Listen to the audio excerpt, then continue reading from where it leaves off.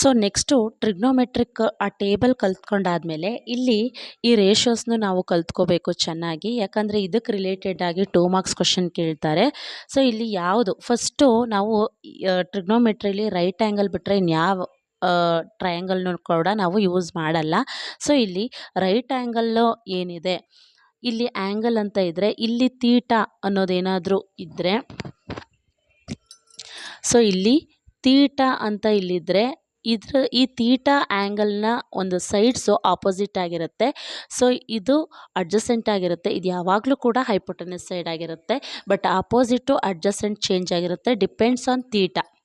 So ಇಲ್ಲಿ theta ಏನಾದರೂ ಇದ್ದರೆ ಇದು ಆಪೋಸಿಟ್ ಆಗಿರುತ್ತೆ, ಇದು ಅಡ್ಜಸೆಂಟ್ ಆಗಿರುತ್ತೆ, ಇದು ಹೈಪೋಟೆನಸ್ ಆಗಿರುತ್ತೆ. ಸೊ ತೀಟಾ ಮೇಲೆ ಡಿಪೆಂಡೆಡ್ ಆಗಿರುತ್ತೆ. ಸೊ ತೀಟಾ ಮೇಲೆ ಡಿಪೆಂಡೆಡ್ ಆದಮೇಲೆ ನಾವು ರೇಷಿಯೋಸ್ನ ನಾವು ತಗೋಬೇಕು. ಸೊ ಇಲ್ಲಿ ಇದು opposite sides, adjacent sides and hypotenuse sides. ಇಲ್ಲಿ ಸೈನ್ ತೀಟಾ ಅಂತ ಅಂದರೆ ಯಾವಾಗಲೂ ಕೂಡ ಆಪೋಸಿಟ್ ಬೈ ಹೈಪೋಟೆನಸ್ ಅಂದರೆ AB/AC ಆಗಿರುತ್ತೆ. ಕಾಸ್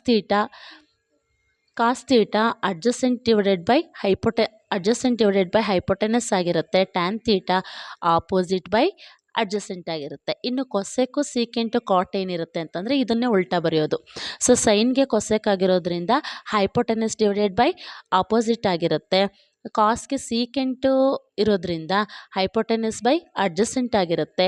ಟ್ಯಾನ್ಗೆ ಕಾಟ್ ಇರೋದ್ರಿಂದ ಅಡ್ಜಸೆಂಟ್ ಡಿವೈಡೆಡ್ ಬೈ ಆಪೋಸಿಟ್ ಆಗಿರುತ್ತೆ.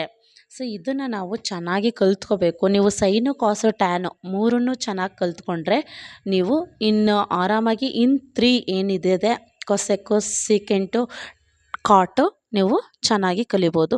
ಇಲ್ಲಿ ಯಾವ ರೀತಿ ಕ್ವಶನ್ಸ್ ಕೇಳ್ತಾರೆ ಅಂತಂದರೆ ಹೈಪೋಟೆನಸ್ಸು ಮತ್ತು ಅಡ್ಜಸೆಂಟ್ ಕೇಳಿರ್ತಾರೆ.